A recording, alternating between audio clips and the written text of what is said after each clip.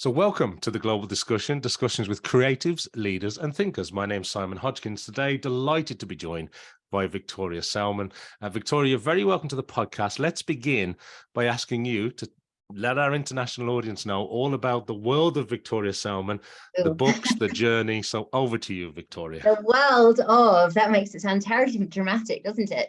Well, let's drill it down and we can talk about my books. Let's talk about the world of my book, shall we? That's a bit easier. I started off as a series writer. I have a series featuring an ex-Special Forces criminal profiler called Ziba MacKenzie, and there are 3 books in that series. So really started off fascinated by the workings of the criminal psyche and very much inspired by books like Mindhunter, which are something of a Bible for me. I mean, certainly kickstarted my interest in that aspect of crime fiction and criminals as well, of course. My latest novel is Truly, Darkly, Deeply, which came out in July last year. And it takes a slightly different look, actually, at serial killers, because the hero, in inverted commas, of the novel isn't a killer at all, but rather the victim. So it explores the serial killer's legacy through the eyes of his daughter. And the novel opens with her receiving a letter from him from prison saying he's dying and he wants to meet. So he's been in prison for 20 years. He's been arrested. We know that right at the beginning of the book. But she's always had doubts about whether or not he really did it.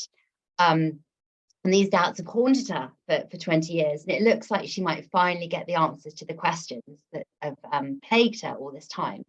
But of course, it's a novel, so it's never easy for our protagonist. And in this case, of course, the real question is, will the truth set her free or will it bury her deeper?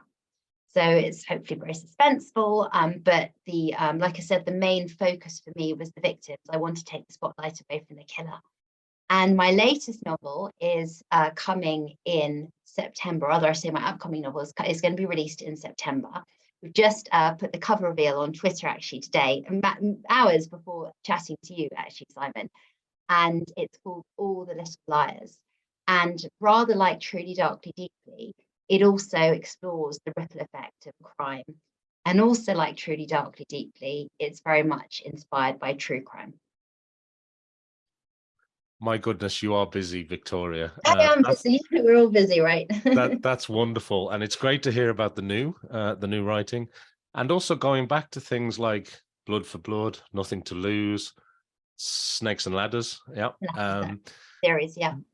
You obviously graduated from Oxford University, right? And then I know you did some creative writing after that as well. Yes. Where does this genre come from? Why the interest in this area? What gets you sort of passionate about this particular topic and, producing these wonderful books? Oh, thank you. Well, thank you for describing them that way. And it's a great question. I think, I mean, like I said, my interest in the criminal psyche was very much kicked off by books like Mindhunter. Looking at profiling, looking at what makes people tick, what makes people monsters. I mean, this idea that monsters walk amongst us and they're not Disney villains. You can't look at people and know if they're good or evil. And then, of course, the question, is there even evil? Where does evil come from? So those were all questions that were going around in my head, probably because of the books I read. But my more recent preoccupation is not so much the offenders as the victims, like I said to you before, and putting myself into their shoes, looking at the ripple effect of terrible crimes, how people get past them, what it means for the victim, telling the victim story, because all too often we don't hear that. And for me, with Truly, Darkly, Deeply, I was interested in the fact that there have been many books written about, inverted commas, the serial killer's wife, but it struck me that very little had been written from the perspective of a child. And that, as a mother myself, that really interested me. And it made me wonder how having an association with somebody who was a killer would affect you growing up, how it would inform your development, how you could ever move past it, how you could live with the guilt. I mean, because you would have guilt. Why did you not realize? If you had realized sooner, would lives have been spared? Were you somehow at fault? How do you get past that? How do you move on? Because that's the theme of my books as well. I like to, I don't write uplift, obviously. Nobody writes about serial killers can be writing uplift. But I like to write books where there is hope and where is there the possibility for redemption. And so for my protagonist, Sophie, in Truly, Darkly, Deeply, there's very much that aspect as well. How do you move on? Can you move on? How do you move on? Yeah, thanks, Victoria. And whether it is the written word in terms of books, or whether it's the script for movies, or whether it's the latest Netflix series or TV series, this particular genre is really big globally, and Yeah, it is refreshing to hear you coming at it through this new lens almost, yeah. and that must really resonate with the readers, because it's like a slightly different lens to what people are traditionally served up in this area, Yeah, correct? I agree. And I think too often, actually, Patricia Cornwell read my book, read Truly Darkly Deeply, and she said what she liked was that I didn't celebrate a killer. That was her expression. I think I've pinched it now when I described the book. But I think, and it wasn't almost until that moment I realized that actually how many books do celebrate the killer, as you're saying, and paint the serial killer as some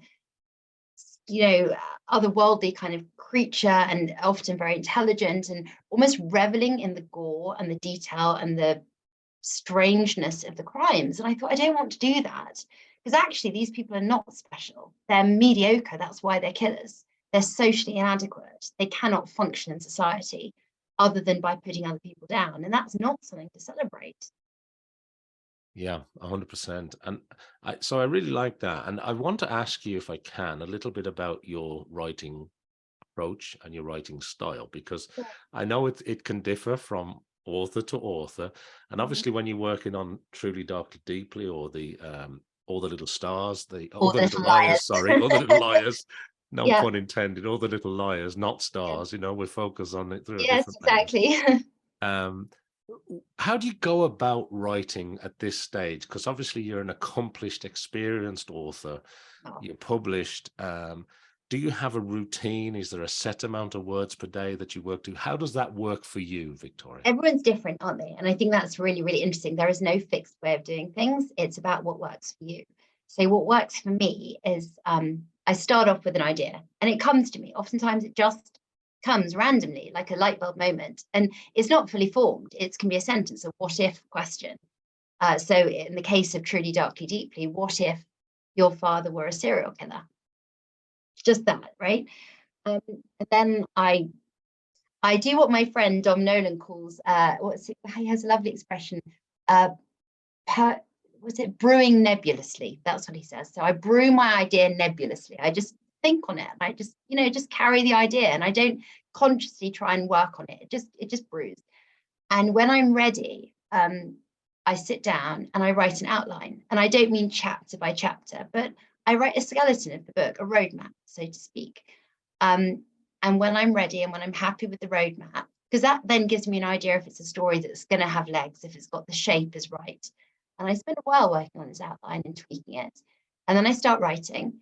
And I always say that I know where I'm going because I have the roadmap, but I don't always know the pit stops along the way. So there might be a nice view I'm getting out to admire. I'm getting into a character's voice, and the character's going to be directing. I want to take this turn. Actually, this is where I want to loiter for a little bit. So I know the plot very much, and I know the beginning, and I know the ending, I know the middle. I mean, I don't ever have a problem with what they call a saggy middle, because I know the story so well. It's not like I'm just, ambling along, wondering where it's going. So I write it, and it's not like I have a set number of words a day. I sit down until my back gets sore from sitting, and then I get up and or I go for a walk, whatever, and then I come back and I sit some more. I have children, so I fit my writing around the school day. So I start work when I drop them off, and I finish when I pick them up. And school holidays are not great writing times for me, but that's good too, because I think with writing, you also have to pause and let your words settle on the page and come back to them and make sure they're breathing in the right way. So there's a lot of tweaking, a lot of editing, a lot of doubting myself. Then I send it to my agent, and I hit send, and 10 seconds later, when he hasn't responded, I'm convinced it's a disaster, and that's it, and I'm never going to write again. And then at some point he writes back to me and he says it's great, and I'm like, oh, is he sure? Is he really sure? And all that doubt that plagues us all. And he will then send it to my publisher, and we will work on it together, and ultimately it becomes the book that's on the shelves. Thank you, Victoria. And I love that in terms of the roadmap and that sort of story arc skeleton that you've kind of got sketched out initially, which can come from, as you say, in the way that you work, that just simple question or one idea, and then that sort of roadmap comes together. Yes. Just going back to what you said about the pit stops, though. Mhm. Are you off doing something else and you're thinking about the pit stops, or is it when you're actually in the It's zone when of I'm in writing? writing it. It's when I'm Yeah, actually writing it, because that's when the magic's really happening. You yeah. know your map, but you know, even with a roadmap, you haven't got the voice quite right of the characters. You have to live that inside the novel before you can really get that. And when you know the character, like knowing yourself, they might behave slightly differently to the way you'd expected. So you have to be open to that, I think. What do you love about what you do, Victoria? I love telling stories. I'm so grateful that that's what I get to do for my job, is I just get to tell people stories. And, you know, when you tell other people stories, you get to tell yourself stories too. And that's really lovely. I wrote my Truly Darkly Deeply was written in lockdown, actually. And that was one of the gifts actually for me of writing, was that do you remember we were all shut up in our houses, and we could go out for 1 hour at a time, and you know, it gets very boring staring at the same walls. My son said it was like living in a cardboard box, you know, because it's the same thing all the time. You get very fed up with it. But as a writer, you get to open the window and you get to go out into the world. And admittedly, my world was populated by a serial killer and multiple victims, but it was another world nonetheless. And by the way, I should say it's not gory. That's the other thing, of course, because it's not about the killer. So you'll notice from Truly Darkly Deeply, there's no blood in it. It doesn't matter if you're squeamish. I'm quite squeamish myself, and it's not something you have to worry about, because the book is not his story. So you hear about the crimes, but not in that level of detail. So I guess it was okay to open my window onto them in that respect. Very good. I like that. And how, obviously, it was sort of through lockdown that afforded you the time to spend on that series. But how Mm. long did it take you to sort of pen those 3 books? Well, they're different. Every book is different. Yeah. And, you know, I used to think that a book that took a long time to write, did that mean it was a less good book? And I think it doesn't. It's just some books work differently. Some books flow differently. Truly Darkly Deeply just flowed right out of me. It was a joy to write from start to finish. Other books have taken longer and they've been more fiddly. You know, I mean, being a writer is a bit like being a magician, certainly a writer of crime fiction. You know, you have smoke and mirrors and you're doing sleight of hand all the time, because you have to give your reader the chance to solve whatever the puzzle is, but also you don't want them to solve whatever the puzzle is. But you've got to play fair. So you've got to show them everything, but also you've got to get them to look in the wrong way. And so some books, you just have to work harder at that, I think, because maybe, well, for whatever reason, the story is just different. But that doesn't mean they're less good books. I And hope. can I ask you, just looking at it from the other side of the coin, Yeah. were there any areas where, I don't mean, sending it off to the agent and crossing your fingers and then panicking a few hours later because you've Yeah. heard nothing back. Seconds later, Simon. Yeah, seconds later. I don't mean that. I mean, have you experienced any challenges in the process, or any area where you've really had to go back and rethink about something in particular in terms of the way that you approach the books, or any sort of challenges that you've experienced in this sort of environment of writing and producing these books? Yeah, we all have challenges, I guess. And I've had challenges both professionally and also in the actual writing. So I had one point where I had to switch agents. My agent, the relationship wasn't working anymore. And that's very difficult, you know, because that's the first person who's championed your first book. So to be able to recognize it's not right and to walk away is a scary thing to do. But I'm delighted I did it, because I love my new agent. I couldn't have hoped for a better one. And, you know, he found me the publisher that I absolutely love as well. So it worked. And in terms of writing, I think there are constant challenges. You know, constant doubts. Is this book good enough? Which is great, by the way. A doubt is a good thing because it makes you push yourself more. I think the minute we're not doubting and questioning ourselves is when we're getting too comfortable and we're not trying hard enough, we're not digging deep enough. I've had books where it wasn't working and I had to figure out how to make it work. And it's been better for that. But at the time, it's dreadful because you're worrying, what if I can't do it? So I think I'm quite a glass half full person. And even if in the moment I'm not feeling the glass is half full, I think when I look back on it and I see the challenges and the problems, everything that's not been good has turned out to be a blessing in disguise. It's worked out for the right way, I think. Yeah, no, I really like that. Thanks for sharing that insight, Victoria. I'd also like to ask our guests a few questions about themselves and Yeah. find out a little bit more about the way they think, the way they operate. One of the questions I like to ask is about learning styles and how you onboard information yourself. So Yes. obviously you're immersed in this world. But how do you, as a writer, do you read an awful lot yourself? Yeah. Do you like audiobooks? Do you watch YouTube videos? Are you scouring the internet for news articles? How does that sort of onboarding of information work for you in today's world? I think today's world is the key, isn't it? Because there is so much information out there. I hate audiobooks, actually. A lot of people love them. They like to listen to them when they're running or whatever. For me, when I walk, I don't run. I love to walk. But I love the silence. That's kind of when I think. It's almost like when my brain lets go and I go in different directions. And I have kids, so my house is always noisy, so it's always quite nice to actually have nothing to hear. But so I don't listen to audiobooks. I read huge amounts.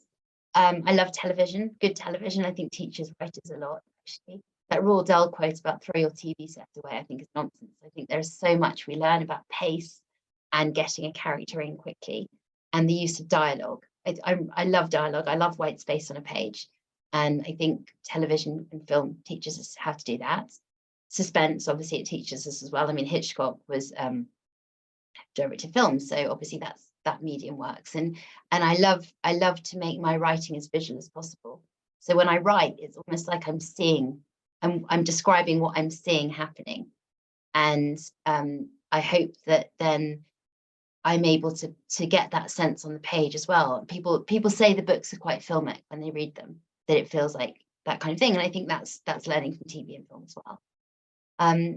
Do I read the internet? Yeah, I don't scour the internet for ideas, but my books are really inspired by true crime. So in that respect, I'm always looking up different bits. I research as I write often. So, I want to use an article. I have a lot of real media in my books. So I'll be looking and seeing what else has been written and how and what's the style and what kind of, I love to throw little Easter eggs in for true crime fans into my books as well. So that obviously is from the internet too. So a little bit of everything, I think. That's really, really good. I love the Easter eggs being sort of thrown in for those true crime fan aficionados. That's Yeah. wonderful. Yeah. And I love what you also say as well about the way the books feel. They sort of feel filmic.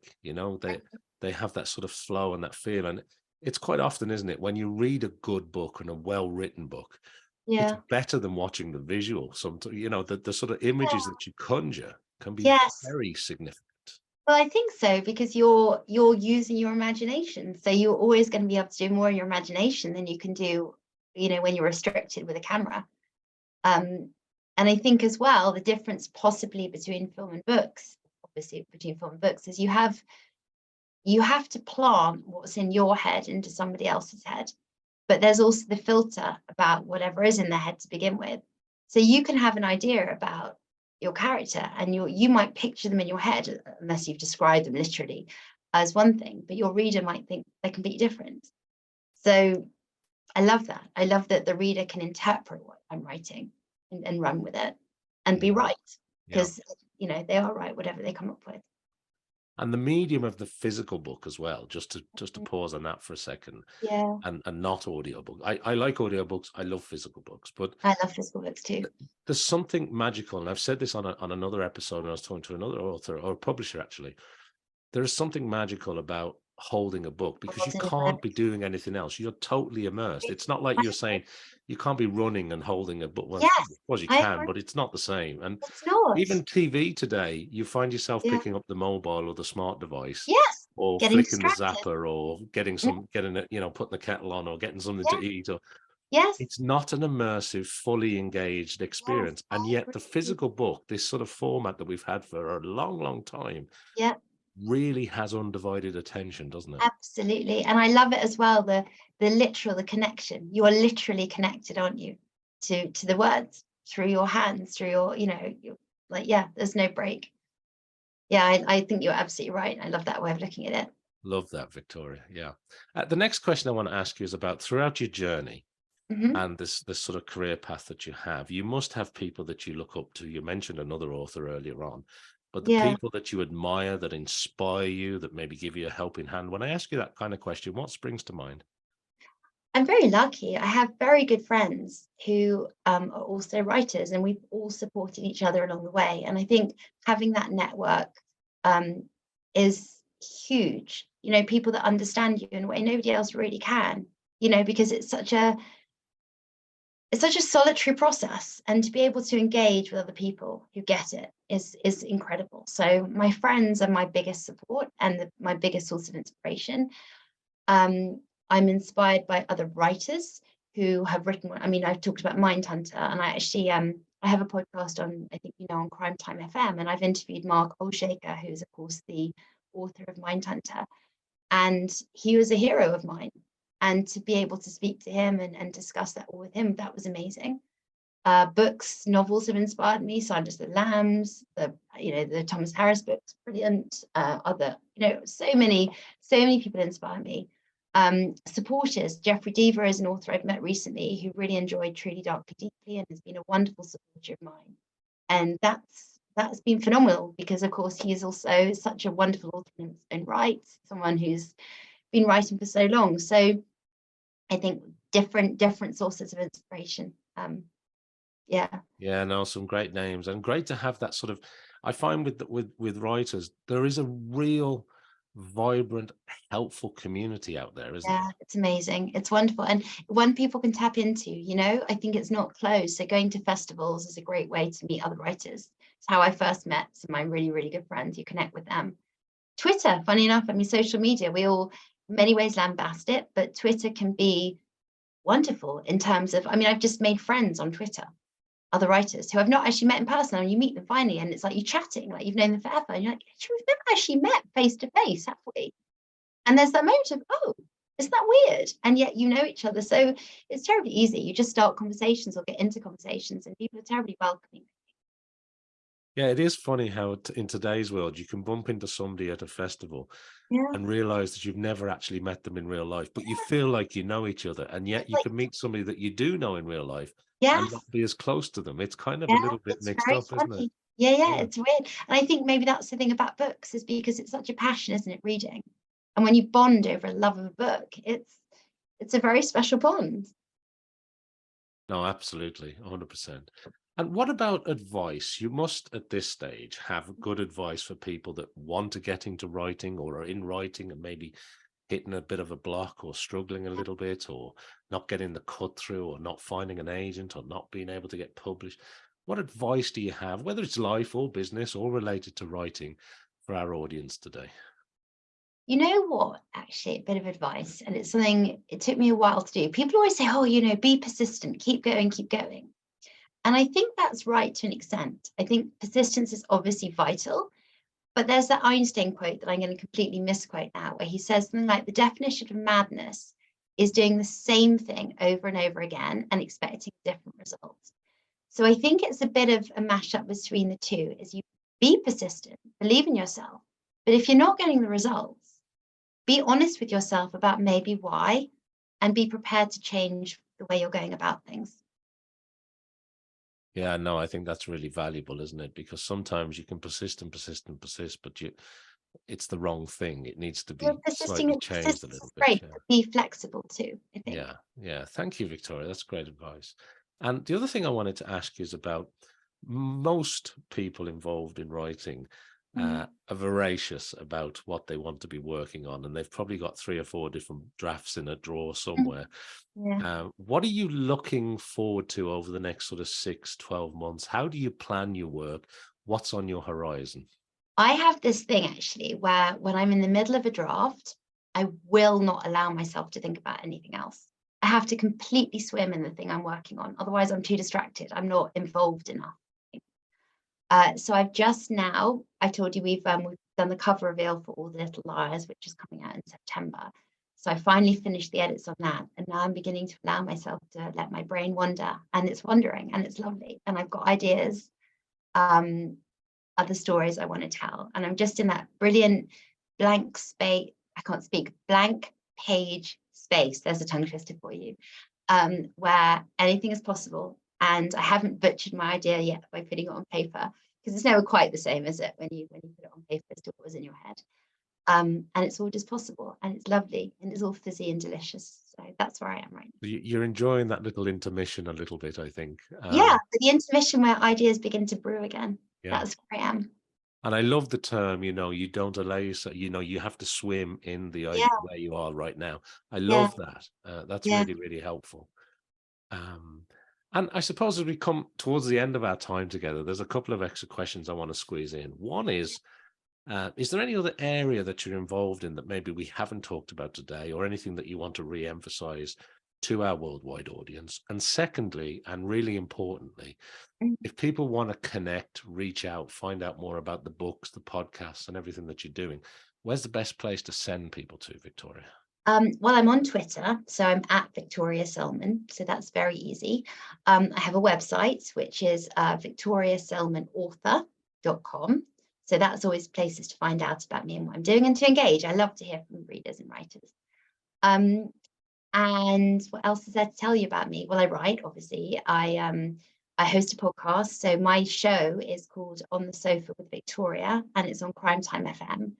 And every fortnight, I interview a panel of guests, household names, rising stars, people within the industry, about different trends and themes in crime fiction, everything from serial killers to series fiction. And we've been running for about 2 years now. It's been great. It's been really wonderful. We're about to partner up with the CWA for the Daggers, which I'll be presenting with Barry Forshaw in July. So that will be something I'm looking forward to. And what else am I doing? That's probably pretty much it. That I love sounds talking like a lot. Yeah. yes, it is a lot, but it's great. It keeps me, it means I'm not just writing in my little cave. I'm also chatting to people, which I love to do as well. Yeah. What do you like about the podcast medium? Because you're a couple of years into that now, and it's Yeah, very well received. What do you like about podcasting? I love, well, I don't know if you find this, I love being able to connect with people that I wouldn't otherwise be connecting with. I used to go to festivals to meet people. That was my way of meeting them. That's the only chance really I had of meeting people I didn't already know. Whereas now I get to meet people all the time on the podcast, and I create wonderful new connections, and I hear their stories, and I dissect things that interest me with them. And I've had some amazing guests, and to be able to have, I had Ian Rankin and Val McDermott, and who else we had recently, David Baldacci came on the other day, and so some really, really great guests talking about topics that I find absolutely fascinating. I mean, what's not to love about that, right? It sounds wonderful. It really is. It really is great. I encourage people to go and check out Victoria's podcast. Thank And you. look, Victoria, that brings us nicely to the end of our discussion today here on the Global Discussion. So thanks to everybody who's watching, listening to this podcast around the world. I'd like you to like it, subscribe, follow, do all the things I need you to do to help support this podcast. And of course, Victoria's podcast. And I hope that you join me back here for some more discussions with creatives, leaders and thinkers. But thank you, Victoria. It's been really nice and wonderful to catch up with you today. Oh, thank you so much for having me on your show.